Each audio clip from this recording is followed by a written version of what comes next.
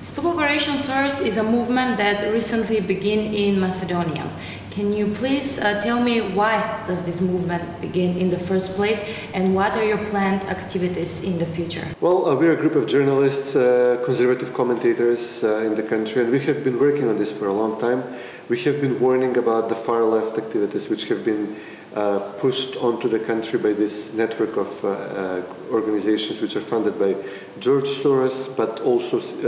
receive significant funding from the US Embassy in Macedonia, USAID programs,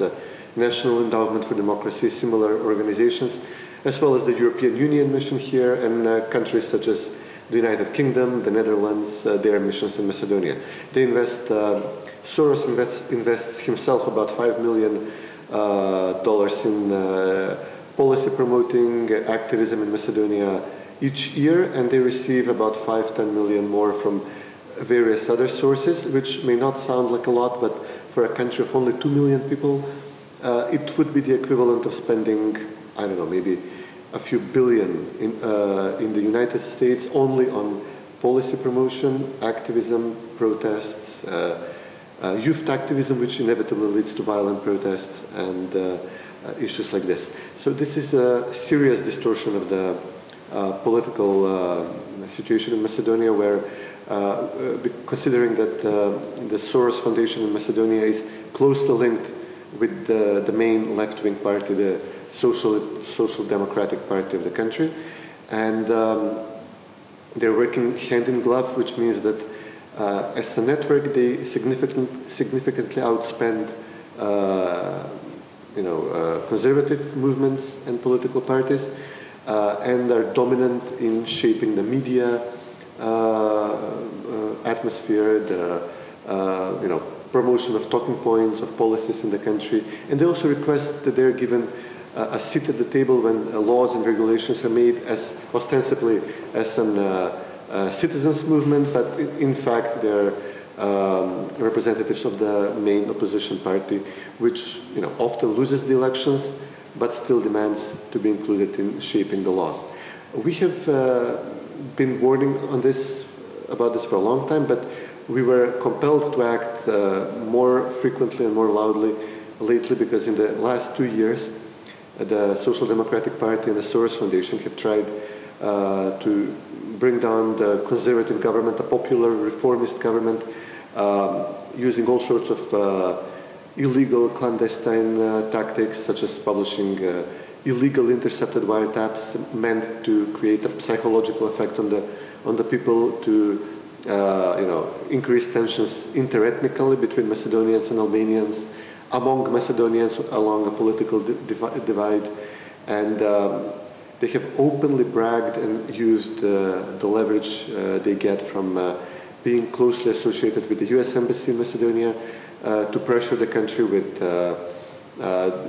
using the diplomatic clout of the United States and the European Union against the Conservative Party here. Over 2 years we have seen violent protests, clashes on the streets, attacks on the police, attempts by this organization to open the southern border of Macedonia, which has become a key focal point of the Balkan migrant route. So essentially Macedonia is the country which was able to stop the tremendous migrant crisis of 2015-2016. These organizations want to open the border again to resume this flow, which has contributed to the terror attacks in Europe. So this has become not only an attack on the conservative government in Macedonia, but also on the stability of the country, stability of the region, which is ethnically mixed and has seen interethnic wars within recent history, and also on the stability of Europe. This has forced us to act strongly, to compile information, put it out there in English, reach out to decision makers in Brussels, Washington, and elsewhere, and to warn other like-minded countries and movements and organizations that what's happening here is not normal and is extremely destructive, as the man at the center of this wide, vast network of organizations essentially begins to run independent foreign policy, independent intelligence service, mobs on the streets, and this, our position is that what Soros is doing in this country, in the region, in Europe, and in the United States needs to be stopped immediately. Your voice, we can say that your voice has been heard in Washington because Congressman Christopher Smith asked Jess Bailey, American ambassador in Macedonia, to resign after allegations that he was colluding with the SDSM party and was using U.S. taxpayers' funds to support George Soros' network in Macedonia. Yeah, we are extremely emboldened by the response we have received in Washington from a number of prominent congressmen, including Senator Mike Lee, Congressman Christopher Smith,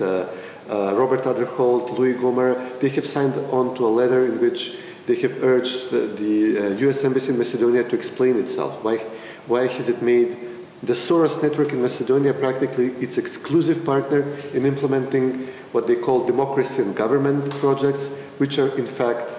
projects which lead to radicalization of youth groups, to violent protests, to policy promotion of far left ideas, in the field of economy, in the field of social values, the family. They're trying to redefine the family, trying to loosen abortion laws, trying to essentially open up the border. So these are all the radical policies we have warned prominent DC decision makers and opinion makers, and we're extremely encouraged by the support we have received, and it's indispensable. At this point, what's happening in Macedonia, we see that happening on the streets of Washington, New York, Baltimore, Ferguson, Missouri.